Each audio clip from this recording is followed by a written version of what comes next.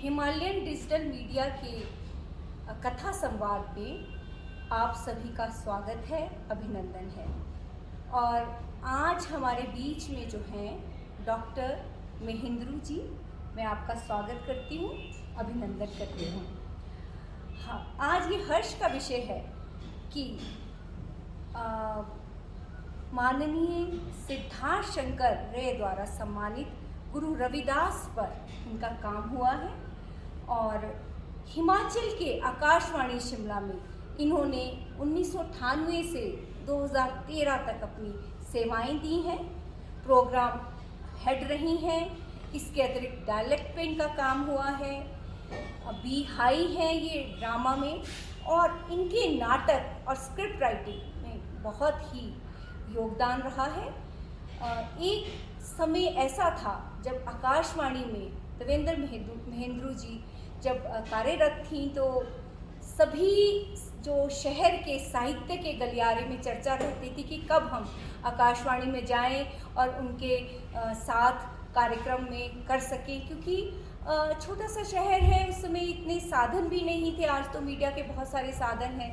उस समय आकाशवाणी के साथ साहित्य प्रोग्राम देकर कोई भी साहित्यकार देश के किसी भी कोने में सुना जा सकता था। तो महेंद्रू जी, बहुत ही मैं आपका स्वागत करती हूँ। शुक्रिया। और मैं जैसा कि मेरा अपना आपके साथ एक अनुभव रहा है, मैं आपके साथ परिचित रही हूँ 1990 में। पहली बार मैं जलंधर आकाशवाणी में आपसे मिली थी और उस समय से मेरा संपर्क था, तो एक बड़ी अच्छी यादें आपके साथ जुड़ी हुई हैं। मेरा कोई अपना निजी काम था और आपने जो एक उस समय जो आपकी प्रशासनिक सेवा होने के नाते जो दायित्व था, आपने 2 मिनट नहीं लगाए इस कार्य को पूरा करने के लिए। मैं चाहूँगी कि आज हम एक बातचीत के सिलसिले में आए हैं और उसमें आपका जो एक साहित्य पक्ष है और जो एक आपका प्रशासनिक आकाशवाणी में कार्य किया है आपने जीवन भर, युवाणी भी आपने देखा, बहुत सारी चैलेंजिंग होती है। लेकिन मैं उससे पहले करने से पहले आप कहाँ से आप बिलोंग करती, कैसे आपका जन्म स्थान और यहाँ कैसे आना हुआ, उस पर जानना चाहूँगी जी। भारती, आपने मेरे जन्म के बारे में पूछा है तो पंजाब का एक संगरूर ज़िला है, बहुत बड़ा ज़िला है। उसमें मालेरकोटला तो सुना होगा आपने। मालेरकोटला बहुत प्रसिद्ध है बहुत चीज़ों के लिए, वो मैं आपको थोड़ी सी बैकग्राउंड बताऊंगी। उसके साथ गांव है खुर्द माणकी, मैं वहाँ से हूँ। मालेरकोटला का सबसे जो महत्वपूर्ण जो चीज़ बताने जा रही हूँ, जब साहबजादों की शहीदी हुई, गुरु गोविंद सिंह के साहबजादों की, तो एक मालेरकोटला के नवाब थे जिन्होंने उसके खिलाफ आवाज़ उठाई थी कि ऐसा नहीं होना चाहिए था। तो वहाँ पे आज भी गुरुद्वारा है जिसका नाम है हा का नाहरा, और गुरु गोविंद सिंह जी ने ये वचन दिया था कि इस एरिया में कभी भी दंगा फसाद नहीं होगा। और आप मानेंगे कि 47 के फसाद में एक मलेरकोटला तहसील थी जहाँ कोई खून खराबा नहीं हुआ, और हम उस जगह से ताल्लुक़ रखते हैं। इसलिए सेकुलरिज्म भरा हुआ है हमारे लिए। हमारे मुसलमान, सिख, हिंदू, ईसाई सभी भाई बहन बराबर हैं। तो मुझे इस बात पे गर्व है कि मैं वहाँ से हूँ जहाँ हमारे गुरु जी ने, 10वें गुरु जी ने जिस स्थान को ये बख्शिश दी हुई है कि यहाँ कभी दंगा फसाद नहीं हुआ और कभी हुआ भी नहीं। और जहाँ तक आप पूछ रहे हैं कि वहाँ हमारे गांव में छोटा सा गांव था खुर्द, तो 5वीं तक स्कूल था, 5वीं तक वहाँ पढ़े। 6वीं के लिए 3 किलोमीटर पैदल चल के जाना पड़ता था संदौड़ गवर्नमेंट हाई स्कूल। आजकल तो स्मार्ट स्कूल बन गया है वहाँ। अच्छा। आजकल तो मेरे गांव का स्कूल भी बहुत स्मार्ट हो गया है, मैं फेसबुक पे देखती हूँ, अच्छा लगता है जी। तो वहाँ 10वीं करी, मगर कुछ घर के हालात ऐसे थे, कुछ उन वक्तों में ज़्यादा कॉलेजेस भेजते भी नहीं थे लड़कियों को एजुकेशन थी, और मेरे घर के हालात कुछ ऐसे भी थे कि वो अफोर्ड भी नहीं कर सकते थे। तो मेरे पिता ने कहा कि जेबीटी करने जा सकती हूँ, इससे ज़्यादा तो नहीं करवा सकते। तो मुझे ठीक नहीं लगा, मैंने कहा नहीं जेबीटी नहीं करूँगी, मुझे बीए में करनी है। तो मैं प्राइवेट पढ़ी हूँ। अच्छा। इसको पंजाब में बड़ी हंसी मजाक में बाया बठिंडा भी कहा जाता है। नहीं। तो मेरी बीए बाया बठिंडा है। मैं घर में पढ़ी हूँ बिना किसी गाइडेंस के। जी। और किताबें खरीदने के भी पैसे नहीं होते थे, तो पर मेरे उसके बावजूद आपने पीएचडी की है। बिल्कुल हाँ। सब कुछ प्राइवेटली किया है। तो ये बहुत, और आप रोजगार में आई, इतना बड़ा आपने पद संभाला, तो ये आज जो भी दर्शक देख रहे होंगे ये देखिए कि उस समय आज हम बात करते हैं कि कोई कहाँ पहुँचेगा, विपरीत परिस्थितियों में भी अगर आप कुछ करना चाहते हैं जीवन में, मुझे लगता है विपरीत परिस्थितियाँ ही तो आगे लेकर जाती हैं। जी जी जी जी। जब आपको सारी सुविधाएं प्राप्त हों फिर तो आदमी बैठ जाता है आराम से कि ठीक है। जी जी जी। विपरीत परिस्थितियाँ ही लेकर जाती हैं। मेरे माता पिता सपोर्टिव थे, मगर उनकी अपनी लिमिटेशंस थी तो थी। मुझे इस बात पे भी गर्व है कि वो मेरे को कभी उन्होंने ये लड़की है या हमारे घर में लड़का नहीं है, मेरे कोई बहन भाई नहीं है, मैं अकेली थी जी। तो मुझे पूरा प्यार मिला। और मुझे ऐसा लगता है कि आज भी अगर मैं किसी भी परिस्थिति में स्ट्रांग होके खड़ी हो रही हूँ तो वो मेरे माता पिता की वजह से, उन्होंने मुझे इतना स्ट्रांग बनाया। जी। तो आपका आकाशवाणी से नाता कैसे जुड़ा? आकाशवाणी से नाता ऐसे जुड़ा भारती कि मैं जब पढ़ती थी ना छोटे बचपन से जी। तो मैं रेडियो लगा के ही पढ़ती थी। रेडियो बज रहा होता था, रेडियो चल रहा होता था और रेडियो में बता देती हूँ कौन से स्टेशन, जी। जालंधर और शिमला, क्या इनकी फ्रीक्वेंसी बिल्कुल साथ साथ है। अच्छा। तो कभी जालंधर लगा है तो फिर बदला है तो वो शिमला लग गया है। अच्छा। तो शिमला भी उतना ही सुना हुआ था बचपन में, अच्छा जी। जितना कि जालंधर। और फिर मन करता था कि यहाँ से अगर ब्रॉडकास्ट कभी हमारी आवाज़ वहाँ जाए, ऐसा कभी हो सकता है। मुझे नहीं पता था शिमला कहाँ है, मुझे नहीं पता था जालंधर कहाँ है, मगर वहाँ के रेडियो पे जाके बोलने का मेरी इच्छा बचपन से थी जी। और वो पूरी हुई, बड़ी अच्छे से पूरी हुई। कुदरत ने उस बात को समझा। मुझे रेडियो सुनना बहुत अच्छा लगता है। जी जी जी जी। तो साहित्य कला और इसमें आप जुड़े बाद में, लेकिन मैं आपका इनिशियल जो अपॉइंटमेंट हुई वो कहाँ हुई और हिमाचल में कैसे आना हुआ, उस बारे में जानना चाहूँगी। ऐसा है, मेरी इनिशियल अपॉइंटमेंट दूरदर्शन श्रीनगर में हुई। जी। उससे पहले मैंने कुछ कॉलेजेस में काम किया था। मन था रेडियो टीवी में जाने का। जी। और कुछ आज की तारीख में हम कहते हैं कि नौकरियां नहीं मिलती। जी। मगर मैं कहती हूँ उस वक्त भी कोई आसानी से तो नहीं मिलती थी। जी जी जी, बिल्कुल सही नहीं। है। मैंने बहुत छोटी उम्र में एमए कर लिया था, एमफिल कर लिया था, प्राइवेटली किया था, मगर बैचलर ऑफ लाइब्रेरी साइंस मैंने पंजाबी यूनिवर्सिटी से किया अच्छा, था। जी जी। तो उस बेसिस पे मैं लाइब्रेरियन के लिए अप्लाई कर सकती थी कहीं भी। भारती में वहाँ 1 साल तक रही। रहने को तो और भी रहा जा सकता था, मुझे पसंद भी बहुत थी जगह, मगर वहाँ स्टाफ से कुछ लोग जो पंजाब से थे उनको लगता था कि ये अकेली लड़की, इसके पिता को इसके साथ रहना पड़ रहा है। अच्छा। मैं कहती भी थी पिता को कि मैं अकेली रह सकती हूँ, मगर उनको ठीक नहीं लगता था, तो वो मेरे साथ रहते थे। माँ इधर ही थी पंजाब में। जी जी जी। तो फिर उन लोगों ने खुद ही मेरी रिक्वेस्ट पे ट्रांसफ़र करवा दी थी दिल्ली फोन करके। तो फिर मैं जालंधर रेडियो में आ गई थी। अच्छा। 1 साल के अंदर। जी जी जी जी। और फिर आप जलंधर में रहे, उसकी भी अगर आपकी कोई यादें हों आप ज़रूर साझा करें हमसे। मैं 18 साल रही आकाशवाणी जालंधर में। अच्छा जी। जी। उसके बाद मेरी 93 में जाके धर्मशाला और फिर शिमला ट्रांसफ़र हुई। 18 साल मैंने पंजाब में जालंधर स्टेशन पे काम किया है। जी।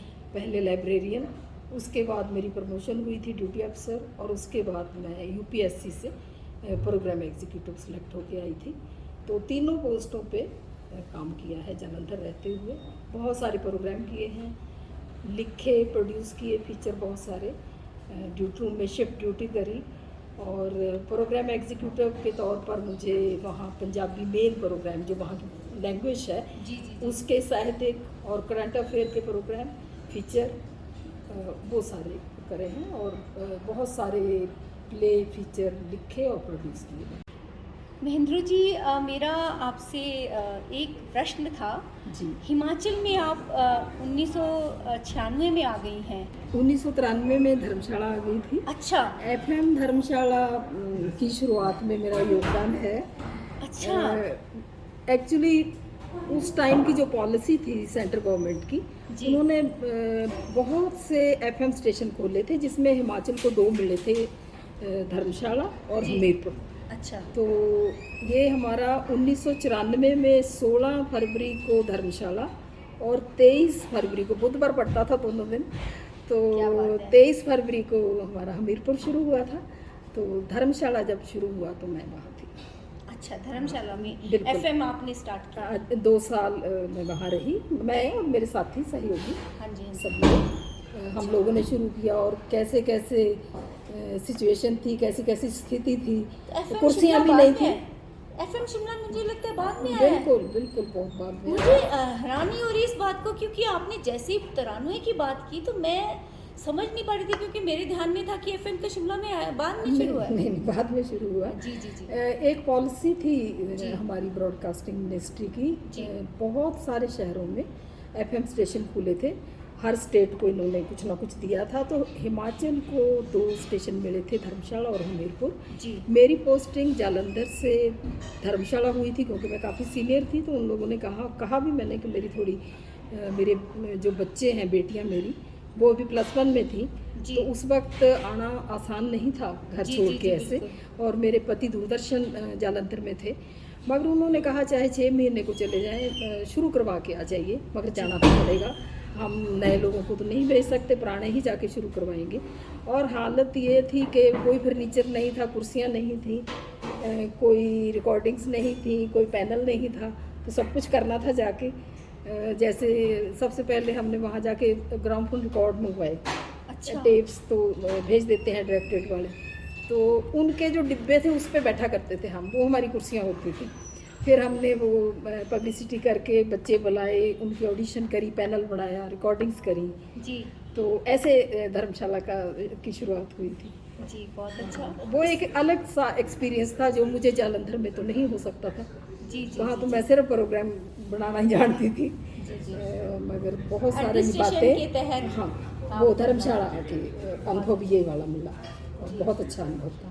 बहुत अच्छी समृद्धि में होगा हाँ, कि मेरे आपने काम किया। मुझे बहुत जी, ज़्यादा जी। पसंद था, जगह भी बहुत अच्छी थी। जी जी जी। मगर उसमें पर्सनली एक ही प्रॉब्लम थी कि वहाँ पीजीएफ मतलब प्रोग्राम जनरेट नहीं होते थे दूरदर्शन के, तो मेरे पति की ट्रांसफ़र नहीं हो सकती थी। हाँ।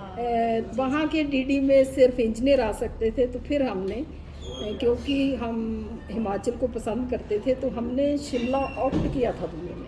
जी जी। जब यहाँ 95 में दूरदर्शन शिमला खुला, तो हमने अप्लाई कर दिया, तो मेरी रेडियो में और इनकी दूरदर्शन में ट्रांसफ़र हुई जी, थी। जी। फिर हम इकट्ठे आए थे 96 में। 96 में आप शिमला आ गए थे। जी। तो सबसे पहले यहाँ पे आपने कौन से कार्यक्रम में सहयोग किया, और जो आपको दिया गया, साइन किया गया आपके सीनियर द्वारा, मैं जानना चाहूँगी। यहाँ कटारा साहब होते थे स्टेशन डायरेक्टर, जी जी। मगर दिक्कत एक ही थी, मैं खुद ऑप्ट करके आई थी, रिक्वेस्ट ट्रांसफ़र थी, सब लोग अपना अपना काम कर रहे थे, तो मेरे लिए जगह बनाने में थोड़ा सा टाइम तो लगा। सीनियर तो थी मैं, जी जी। मगर जगह बढ़ने में थोड़ा सा टाइम नई लगा। जगह तो से। मुझे यूपाणी दिया गया। अच्छा जी। यूपाणी मैंने थोड़ी देर जालंधर में भी किया था, उसकी भी एक कहानी है। आतंकवाद पूरा फेस करा हमने वहाँ रहते, जी। जालंधर में। तो पंजाबी प्रोग्राम, क्योंकि मैं पब्लिसिटी कर रही थी आतंकवाद के खिलाफ, तो मेरे परिवार को धमकियाँ मिलनी शुरू हो गई थी। तो अच्छा। मैंने खुद छोड़ के यूपाणी लिया था वहाँ कुछ देर के लिए, अच्छा। जिसमें मेरे को बहुत अच्छे अच्छे आर्टिस्ट इंट्रोड्यूस करने का मौका मिला, हाँ जी। जिसमें आजकल पंजाब आर्ट्स काउंसिल में नरेंद्र भुग्यान भी हैं। वो मेरे पास बड़े छोटे से वो तू भी लेके गाने आए थे, मेरे को याद है। अच्छा। और उनकी वजह से आज मेरा अजीत वीकली में कॉलम छप रहा है, रेडियो दियाँ यादां, तो उस लड़के ने शुरू करवाया है। और अच्छा ये जी। टोरंटो से चल रहा है। टोरंटो से हाँ, चल रहा है। 7-8 एपिसोड आ चुके हैं। जी। तो उसमें मैं पूरे ये ले रही हूँ, जहाँ जहाँ रही।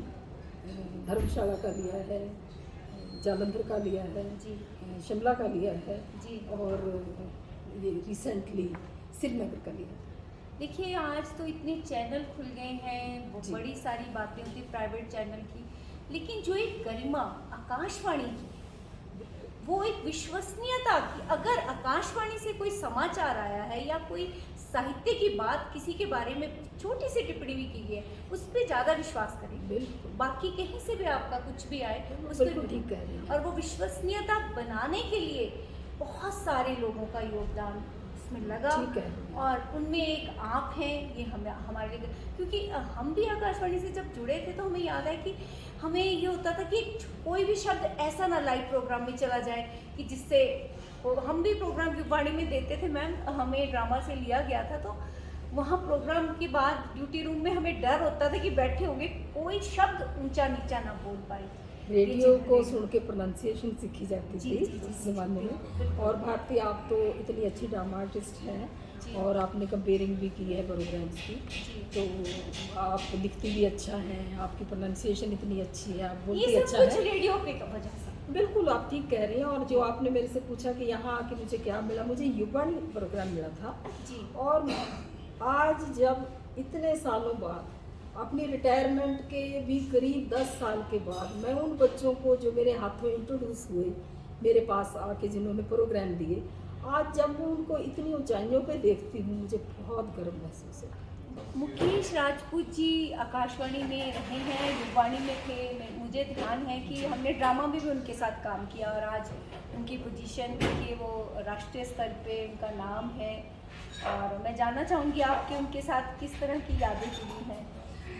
मुकेश की बात कर रहे हैं, वो मुझे गॉड मदर मानता है। आज भी फ़ोन करके बोलता है कि मेरे साथ रहिए आकर। बहुत प्यारा बच्चा है, बहुत उसने तरक्की करी है। मगर मैं उसके साथ साथ यहाँ और भी लोगों के नाम लेना चाहूँगी। जी, जी। हमारे संजय जी हैं, हमारे आत्माराम रंजन हैं, सत्यनारायण स्नेही हैं। इतने अच्छे बच्चे, इतना अच्छा बोलने लगे हैं, इतनी अच्छी नौकरियाँ कर रहे हैं, इतना अच्छा लिख रहे हैं, और राष्ट्रीय स्तर पर उनकी चर्चा हो रही है। ये सब देख के मुझे बहुत गर्व होता है। जी जी जी जी जी। आपके रचना क्रम पे आते हैं। मेरे ध्यान में आ रहा है कि आपने जो कहानी संग्रह है आपकी, कमरा नंबर 13 जी, और रेशमा उपन्यास आजकल आप लिख रही हैं, लिख चुकी हूँ। लिख चुके हैं। हाँ, लिख और उसकी चुकी हूँ, कहानी- एमपी पे डाल रही हूँ। जी जी जी। हाँ जी। और मैं और मेरे पिता काव्य ये संग्रह। काव्य संग्रह है, हिंदी में है। जी जी कमरा नंबर 13 पंजाबी में है, और कहानी संग्रह है। जी। और इसके अलावा भक्ति काल दे संतानी सांप्रदायिक साधना पे मेरा पीएचडी है, जो वहाँ के भाषा विभाग ने किताब के रूप में छापा था बहुत पहले। जी। आज तो आउट ऑफ स्टॉक है, मगर मेरी एक और किताब आ रही है रवि साहित्य प्रकाशन से अगले हफ्ते। अच्छा जी। वो मैंने आपको ये अभी बात करी थी जो हमने, तो भक्ति काल की संत वाणी मूल मानवी सरोकार, इस पे किताब आ रही है पंजाबी में। जी। और कुछ और भी किताबें हैं, कुछ मैंने अनुवाद का काम भी किया है। जी जी कुछ छप गई हैं, कुछ हमारे जो सरकारी विभाग होते हैं जैसे भाषा विभाग, तो बहुत से अनुवाद करवा लिए जाते हैं, मगर छपने में कुछ दिक्कतें आ जाती हैं। जी, जी, जी। कुछ किताबें अभी अंडर पब्लिकेशन है, कुछ छप चुकी हैं। मैं आपसे कविता सुनना चाहूँगी अब। ऐसा है भारती, आपने तो कह दिया, आप ना भी कहते तो कभी तो कविता सुनाने से वैसे ही बाज नहीं आता। तो मैं पहले एक दो कविताएं सुनाऊंगी, मगर सबसे पहले मैं सुनाऊंगी एक छोटी सी बच्चों के लिए लिखी कविता। मेरी यहाँ वाली बेटी की जब बेटी हुई, जो थोड़ी सी बड़ी हुई 2-3 साल की, तो जो प्रैक्टिकल प्रॉब्लम्स आ रही थी उसको लेके मैंने एक छोटी सी कविता लिखी थी। नानी जी। 1 है कि आई, ये है क्या पहेली, ओ है कि 0, तुम बतलाओ सहेली। अब आप देखिए बच्चे को क्या पता, एक दिन मैं उसको 1 2 3 पढ़ा रही हूँ, 0 आ गया। हाँ। एक दिन ABC पढ़ा रही हूँ, वो आ गया। तो वो कहती क्यों, कल तो वो पढ़ाया था, आज 0 क्यों कह रहे हो। और ये इसको तो आपने 1 कहा था, ये आई कैसे हो गई। तेज है, जी जी है ना। आज तो 9वीं में चली गई है वो। जी जी। रबर चोटी में लगी है, तुम कहती हो रेजर। तुम क्यों हो इतनी अनजानी मेरी नानी, तुम क्यों हो इतनी अनजानी।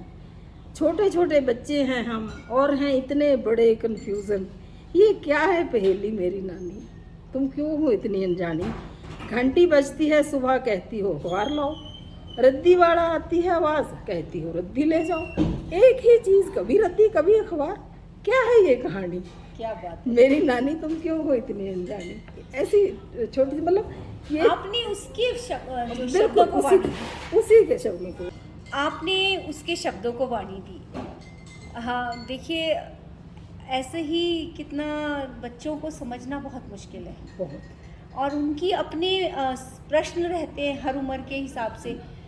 तो मैं चाहूँगी कि एक और भी कोई आप कविता आपकी जो प्रिय है सुनाना चाहें तो मौका है ज़रूर। एक सुनाना चाहूँगी। जब गांव में मेरे पिता तो 25 साल पहले जा चुके थे, जब माँ चली गई तो मैं तो अकेली थी, मैं तो यहाँ आ चुकी थी। तो वहाँ की बहुत एक भावुक करने वाली कविता है। जी। ज़रूरी सामान, घर बिक गया है मगर चाबियाँ देने से पहले कुछ चीज़ें वहाँ से उठानी हैं, ये बहुत आवश्यक है। ऐसे तो सामान से अटा पड़ा है घर, मगर आलतू फालतू चीज़ें उठाने की कोई ज़रूरत नहीं। ज़रूरी सामान की फहरिस्त दे रही हूँ, चाबी देने से पहले निकाल लेना। एक लालटेन होगी छोटी सी, उसकी रोशनी में बढ़ती थी मैं एमए तक। गांव में बिजली नहीं आई थी ना तब तक।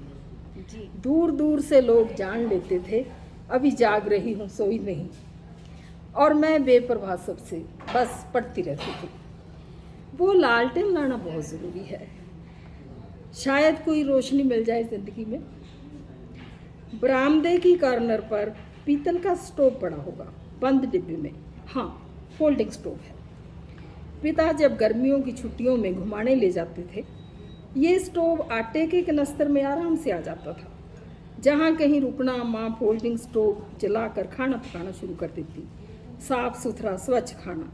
भले ही तब ये सब मुझे अच्छा नहीं लगता था, होटल में भी तो खाना खाया जा सकता था, क्या फ़ायदा ऐसे घूमने आने में, बचत करना, मन मारना।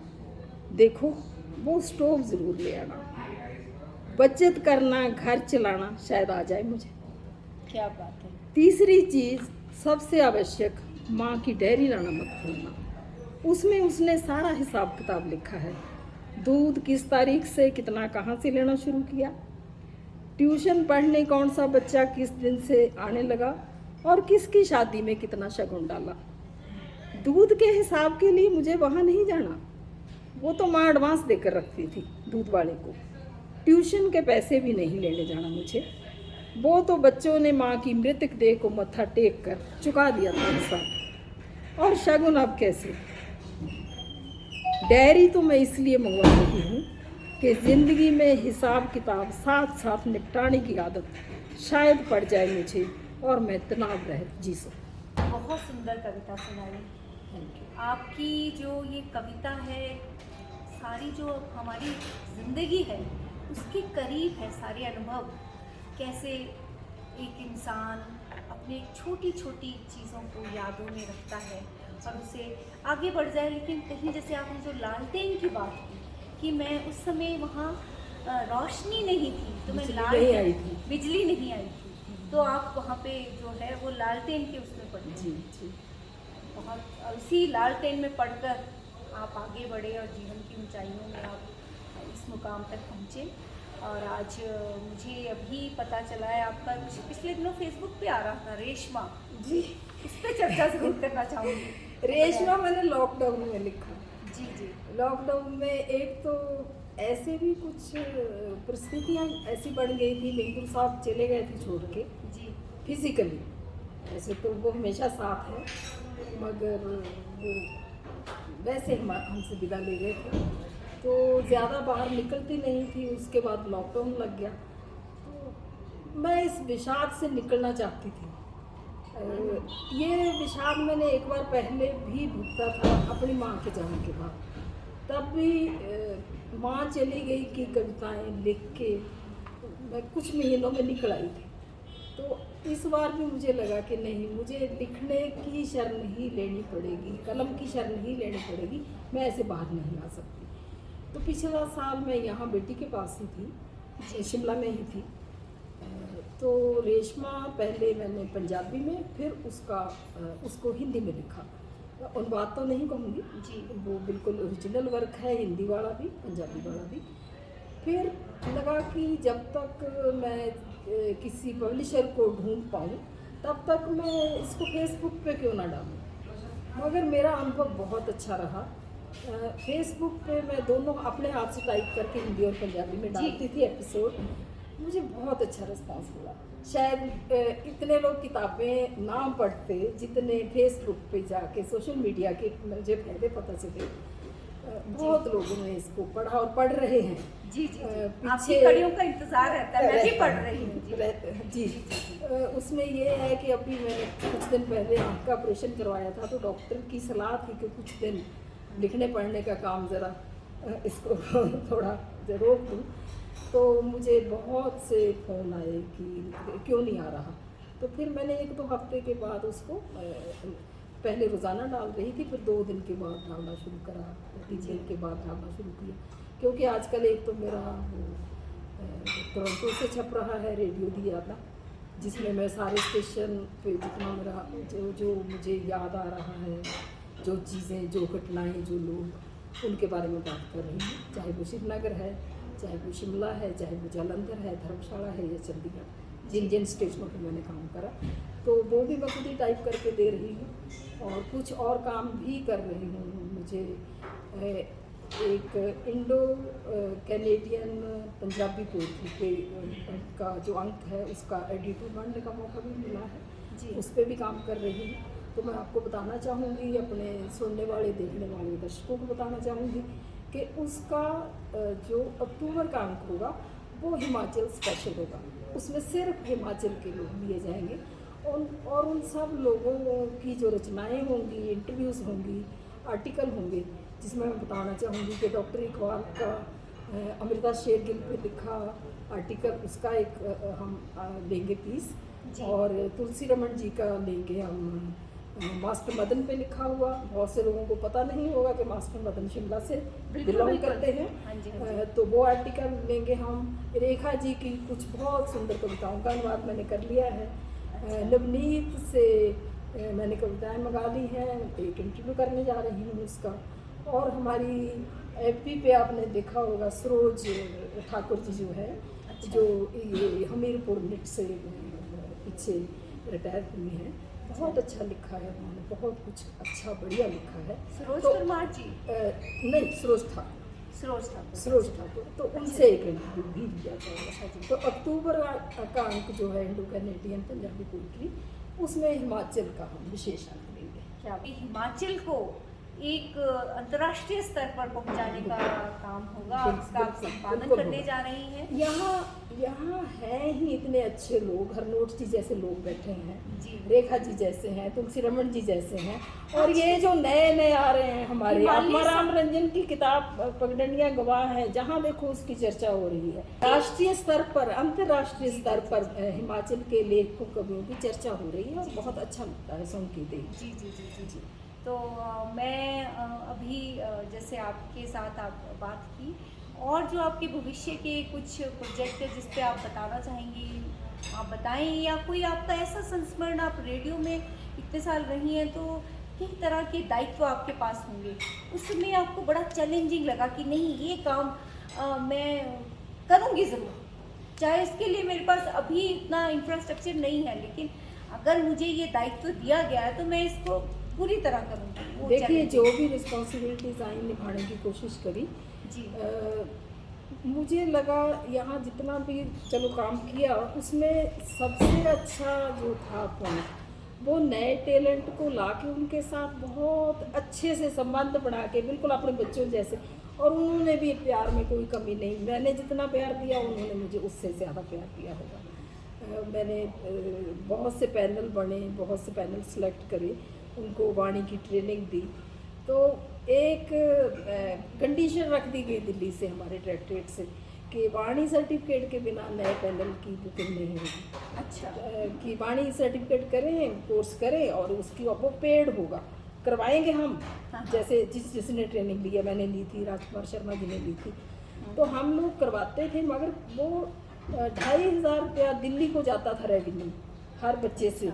तो कुछ बच्चे ऐसे भी आए जिन्होंने कहा कि हम पेमेंट तो नहीं कर सकेंगे, मगर क्या हमारी बुकिंग नहीं होगी। मैं उनके मुंह की तरफ देखती रह गई कि क्या इसका क्या जवाब है मेरे पास। जी जी जी। पर्स खोला, जितने पैसे थे उनके, जो जैसे 2 बच्चे खड़े हैं 3 बच्चे खड़े हैं, जितने मेरे पर्स से निकले, बेटा आज आपकी फ़ीस भेज देती हूँ, कल घर से लाऊंगी तो आपकी भेज दूँगी। अपनी जेब से उनकी फ़ीसें भेजी, ट्रेनिंग करवाई। ये और बात है कि वो जब उनको बुकिंग मिली तो उन्होंने सबसे पहले आके मुझे पैसे वापस करे। मेरे नाना करते भी कि नहीं, हम ये एहसान तो नहीं भूल सकते। ऐसी कंडीशंस कई बार आ जाती हैं, कई ऑल इंडिया लेवल पे कुछ पॉलिसीज़ बन जाती हैं जिसमें आप कुछ नहीं कर सकते।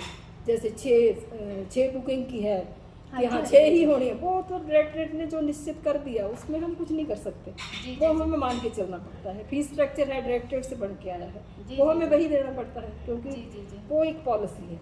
एक और बात मुझे याद आई इसी बात के चलते, जब मैंने युवाणी जालंधर में मेरे पास आया तब मुझे पता चला कि ऑल ओवर इंडिया सिर्फ 50 किलोमीटर के दायरे से युवाणी के लिए यूथ को इनवाइट कर सकता है रेडियो, अच्छा। उसके आगे नहीं।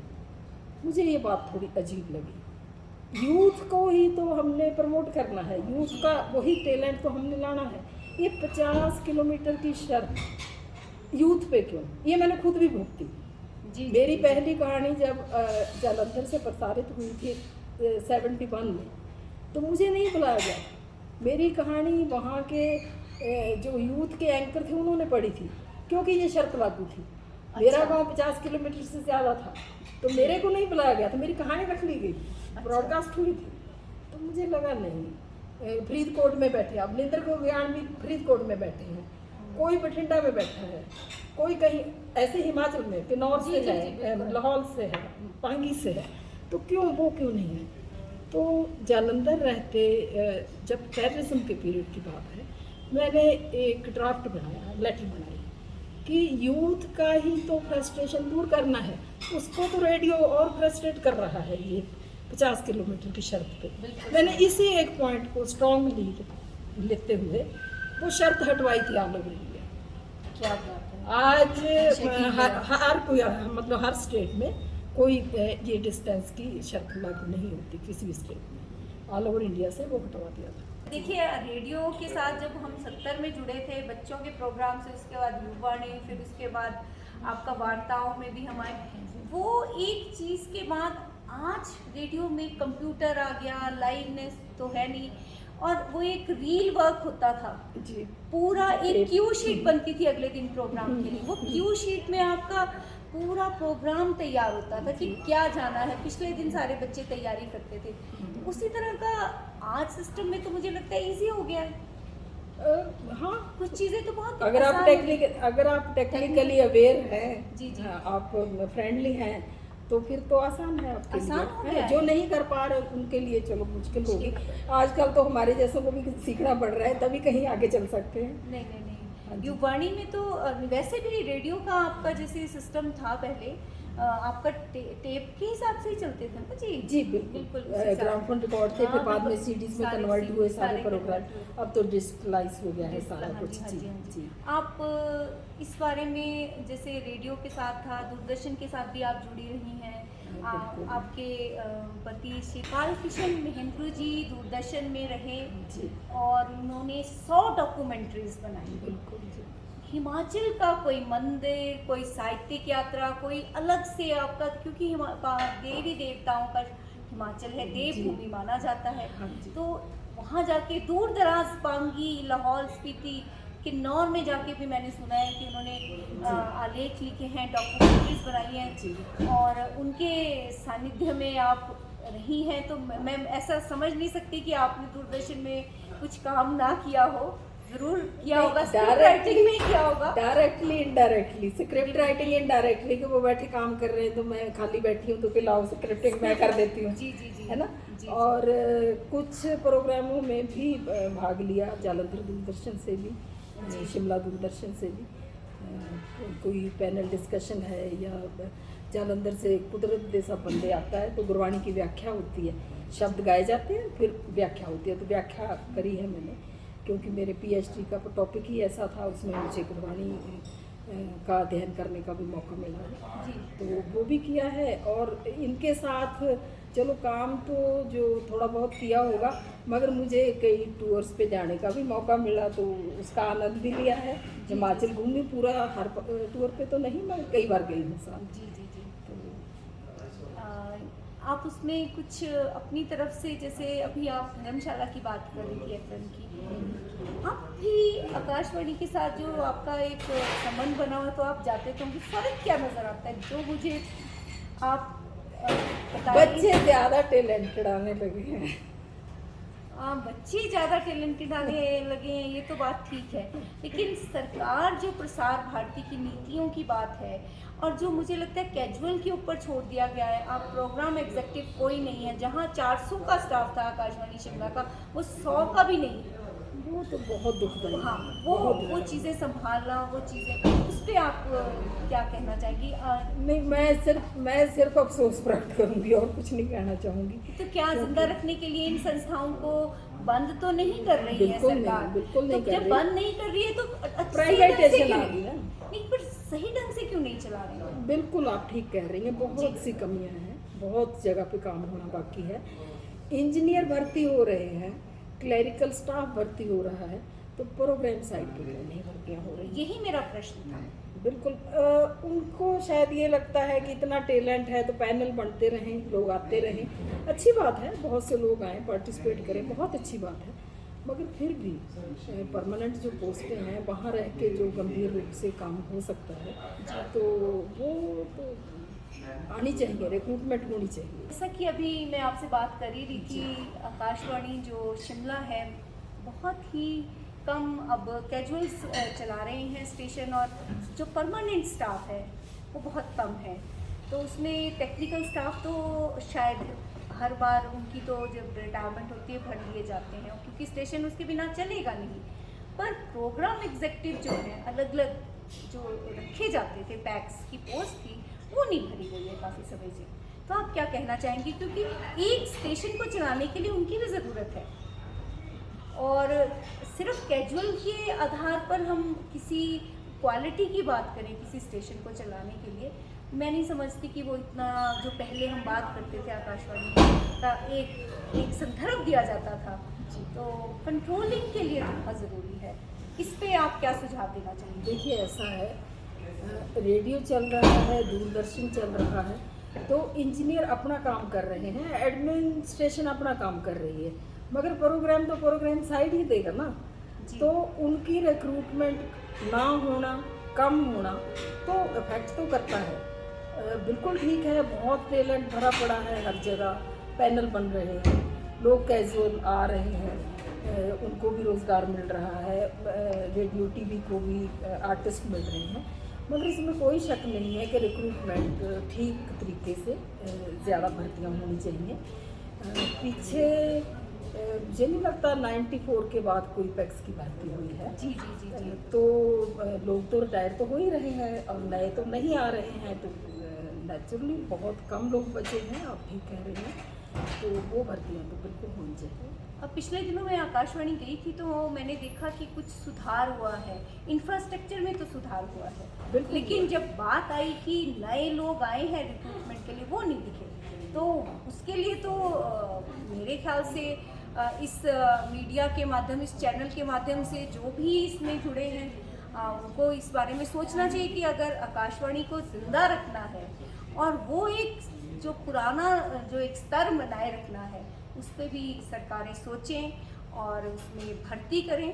और आपके सुझाव अगर आपका हो तो आप बिल्कुल ठीक कह रही हैं जी। और आपके बात करते करते मुझे ध्यान आया है कि इस वक्त अगर हमारे हिमाचल से रिप्रेजेंटेटिव अनुराग जी के पास ये मिनिस्ट्री है, तो वो क्यों ना इसका श्रेय लें, इन भर्तियों को शुरू करके, जल्दी शुरू करके, ज़्यादा गिनती में शुरू करके, तो उन तक हमारी आवाज़ इस माध्यम से पहुंच जाए, तो मैं इनका धन्यवाद करूंगी, इस चैनल का धन्यवाद करूंगी, इसको चलाने वालों का धन्यवाद करूंगी कि ये बात वो हमारे मिनिस्टर साहब तक पहुंचाएं और वो आगे पीएम साहब तक पहुंचाएं कि प्रोग्राम साइड में जो रिक्रूटमेंट है वो इतनी देर से क्यों नहीं हो रही है, वो होनी चाहिए, बिल्कुल होनी चाहिए, इसको बचाए रखना चाहिए। बहुत गलत प्रभाव पड़े हैं। तो इसको जिंदा रखने के लिए देखो, पानी जब रुकेगा तो वो तो खराब होगा ही होगा, इसमें तो बहना बहुत ज़रूरी है। इसका बहना बहुत ज़रूरी है। तो हमारे जो मिनिस्टर साहब हैं अनुराग ठाकुर जी हैं, तो अगर वो इसकी तरफ ध्यान दें तो हम शुक्रगुजार होंगे, इस चैनल के भी, उनके भी। जी। अब आपसे मैं एक बहुत ही व्यक्तिगत प्रश्न करना चाह रही हूँ। जी। जीवन के अलग अनुभव होते हैं, आप एक कार्यक्षेत्र में रहते हैं और एक महिला होने के नाते भी कार्यक्षेत्र में एक अलग तरह का जेंडर बायस कई बार आपको झेलनी पड़ती हैं चीज़ें। क्या आपके सेवा काल में कुछ इस तरह के हुआ या आपको स्ट्रगल करना पड़ा? नहीं। मुझे लगता है कई बार विशेषाधिकार भी मिल जाते हैं महिला होने के नाते। कुछ चीज़ें ऐसी होती है जो हमारे पुरुष जो सहयोगी हैं उनको करनी पड़ती हैं और हमारे को उससे बचा लिया जाता है। जैसे छोटी सी एग्जाम्पल दूंगी, दरबार साहब से रिले शुरू हुआ 84 पर, ये ब्लू स्टार ऑपरेशन के बाद, तो वहाँ ड्यूटी लगती थी प्रोग्राम साइड के लोगों की।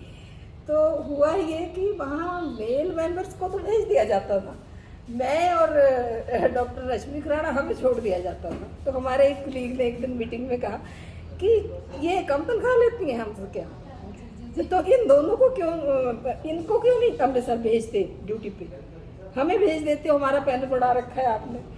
तो हमारे स्टेशन डायरेक्टर बड़े अच्छे थे, राजेंद्र प्रसाद जी, उन्होंने कहा नहीं मैं सोचता हूँ कुछ। तो जब अगली बार डायरेक्टरेट से इंस्ट्रक्शन आई कि टेररिज्म पे, आतंकवाद के खिलाफ कुछ प्रोग्राम बनाए जाएं, तो उन्होंने हम दोनों को कहा ये अब तुम बनाओ, जाओ फील्ड में करो, इंटरव्यूज ढूंढो अफेक्टेड लोग और ये प्रोग्राम तुम बनाओ। तो मैंने पंजाबी में बेबे पंजाबो उदास है और रश्मि खुराना ने हिंदी में बेबे पंजाब को हिंदी में बनाया। तो वो हमें मिली थी जिम्मेदारी। तो कई बार हम शोर तो चाहते हैं कि हमारे साथ अन्याय होता है, मगर कई बार अन्याय हमारे पुरुष के साथ भी हो जाता है। और आपकी ड्यूटी का आपका तो उसमें नहीं, क्योंकि कैजुअल्स को आपकी ड्यूटी आवर्स बड़े ऑड आवर होते हैं, उसमें एक सहयोग करने की बात है, उसमें फीमेल को सहयोग देने की ज़रूरत हो ही जाती है। कई बार घर की परिस्थिति या गाड़ी छोड़ने का प्रबंध हो जाता है, उसमें अगर बॉस, आप जैसे बॉस हो तो पूरा सहयोग रहेगा, नहीं तो दिक्कतें आती हैं। सहयोग तो वो तो देना ही पड़ेगा। वो हम अपना परिवार मान के चलते हैं, वो हमारे साथ काम कर रहे हैं, तो हर जिम्मेदारी ये सब देखना कि वो घर सुरक्षित पहुँचे, वो तो हमें देखना ही देखना है। और हम कर क्या रहे हैं, किस बात की तनख्वाह ले रहे हैं, अगर हम इन बातों का ध्यान नहीं रखें जी, वो तो हमारी ड्यूटी बनती ही बनती है। और कोई आप एक ऐसा अनुभव हो जो आप इस मंच के माध्यम से, इस मीडिया चैनल में आप बोलना चाहेंगे? बहुत सी बातें हैं, बहुत सारी बातें हैं। मैं सिर्फ एक बात कह के इस बातचीत को ख़त्म करना चाहूँगी कि मुझे जितना प्यार हिमाचल में मिला और कहीं नहीं मिला, और आज तक मिल रहा है। मेरे को 10 साल हो जाएंगे जनवरी में रिटायर हुए। मेरे साथ काम करने वाले मेरे साथ आज भी जुड़े हुए हैं और मुझे इस बात का मान है, मैं गर्व करती हूँ कि आज भी चाहे मेरा कोई पर्सनल काम होगा या मुझे कोई ज़रूरत होगी, मैं एक फ़ोन करूँगी, वो मेरे साथ आके खड़े हो जाएंगे। डॉक्टर महेंद्र जी, मुझे ध्यान आ रहा है कि आप जब हिमाचल में आई थी, आप पंजाबी बैकग्राउंड से थी, आपकी जो माँ बोली है जहाँ तक मुझे पता है वो पंजाबी है, फिर भी आप हिमाचल में आई और आपने डायलेक्ट पे काम किया। और डायलेक्ट में भी जो सिरमौरी है, आपने जो बिलासपुरी है, कांगड़ी है, लाहौल की हैं, उनके इंटरव्यू करवा के उनके प्रोग्राम चलते तो थे लेकिन बहुत पुराने चल रहे थे, कुछ नहीं थे वो प्रोग्राम उस तरह से चल रहे, तो इंटरव्यू करवा के उनको सिलेक्ट किया और उस डायलेक्ट को दोबारा से शुरू किया, चैनलाइज किया, इसका आप अनुभव शेयर करें। भारती जी, कहना चाहूँगी कि आज हमारे देश में डायलेक्ट की बात हो रही है, बड़ी अच्छी बात है जी। बहुत जोर शोर से हो रही है। और मुझे लगता है जब से बुकर प्राइज़ मिला है हमारी श्री को, गीतांजलि जी को, तो उसमें उन्होंने डायलेक्ट की बहुत इम्पोर्टेंस पे बहुत चर्चा की है। अपनी किताब नावल पढ़ेंगे तो आपको पता चलेगा। मगर हिमाचल को ये गौरव प्राप्त है कि इतने सालों पहले यहाँ डायलेक्ट प्रोग्राम परमार जी ने शुरू करवाए थे। जी। तो और बहुत सक्सेसफुली आज तक वो चल रहे हैं। और मुझे खुशी है कि मैंने भी बहुत साल डायलेक्ट प्रोग्राम देखे। और मेरे टाइम में हमसे दिल्ली वालों ने कुछ फीचर मांगे थे। तो आप खुश होंगी सुन के, मैंने और परमार जी ने, हम दोनों ने लिखवा के वो डायलेक्ट्स को नेशनल लेवल पे प्रसारित करवाए थे। नेशनल लेवल पे मतलब पूरे भारत में हर कैपिटल स्टेशन ने साइमल्टेनियसली उनको प्रसारित किया था। हिमाचल की डायलेक्ट्स के प्रोग्राम जो हमने भेजे बना के, जी, वो थ्रू आउट इंडिया हर कैपिटल स्टेशन से प्रसारित किया था। बहुत बड़ी बात है। जी, तो वो जबकि वो डायलेक्ट को समझती नहीं है तो भी वो प्रसारित, इसके बारे में बात तो हो रही है ना, जी, उसको प्रमोट तो कर रहे हैं ना। क्या तो उनका जो टैलेंट है, उनमें जो विद्वान है वो तो आ रहे हैं, उनके गाने वाले तो आ रहे हैं। गाना सुन के तो हमें अच्छा लग रहा है ना, चाहे वो किन्नरी का है, चाहे लाहौली का, चाहे हमारी समझ में आए चाहे ना आए। चाहे कांगड़ी तो चलो हम समझ लेंगे, जंडियाली भी हम समझ लेंगे, है ना। तो महासवी भी समझ लेंगे कुछ है ना। एक किन्नौर का और लाहौल स्पीति का है, बाकी सिरमौर का थोड़ा सा है कि सिरमौर का भी समझ लेते हैं। हाँ जी, सिरमौर का भी आ जाता है, लेकिन बाकी डायलेक्ट को समझना इजी है। और डोगरी के पास है, हाँ जी, इसको समझना किन्नौर का थोड़ा। मगर अच्छा है कि आज के भारत में डायलेक्ट पे बात हो रही है। जी। और हिमाचल का हमारा जो स्टेशन है शिमला आकाशवाणी, इस पे तो डायलेक्ट पे वर्षों से काम हो रहा है। ये तो बड़ी गर्व की बात है और एग्जाम्पल होनी चाहिए बाकी स्टेट्स के लिए। जी। हम तो हमेशा प्रमोट करते रहे हैं अपने डायलेक्ट्स और बड़े अच्छे प्रोग्राम पेश करने वाले आर्टिस्ट हमारे पास डायलेक्ट्स में अच्छी बात है। जी। उससे हमारा एक लोक परंपरा, लोक साहित्य और जो लोक गीत है वो जिंदा रहते हैं। बिल्कुल जी। हम जिंदा रहते हैं, हमारी बोली जिंदा रहेगी, हम जिंदा रहेंगे। जी। हितेंद्र शर्मा जी, मैं आपका हिमालयन डिजिटल मीडिया का शुक्रिया अदा करना चाहूँगी। आपने मौका दिया इस मंच पे बात करने का। और ये लगा मुझे कि यहाँ बैठे बैठे अभी बात करते करते कि मैं तो यहाँ से अनुराग ठाकुर जी के पास आवाज़ बड़े आराम से पहुँचा सकती हूँ। ये बात कि प्रोग्राम साइड में कृपया रिक्रूटमेंट्स करवाइए, बहुत ज़रूरी है। डॉक्टर महेंद्रू जी, आप हिमालयन डिजिटल मीडिया के कार्यक्रम में आए और आपने अपने रेडियो के साथ जुड़े जो अनुभव साझा किए, वो जो हमारे दर्शक सुन रहे हैं उन्हें बहुत अच्छा लगेगा। आपकी कविता सुनी और किन विपरीत परिस्थितियों में भी आप, जैसे पंजाब में आतंकवाद था उस दौरान भी आपने काम किया, श्रीनगर में भी आपकी पोस्टिंग हुई और हिमाचल के डायलेक्ट्स पे भी आपने काम किया। शुक्रिया। नमस्कार जी।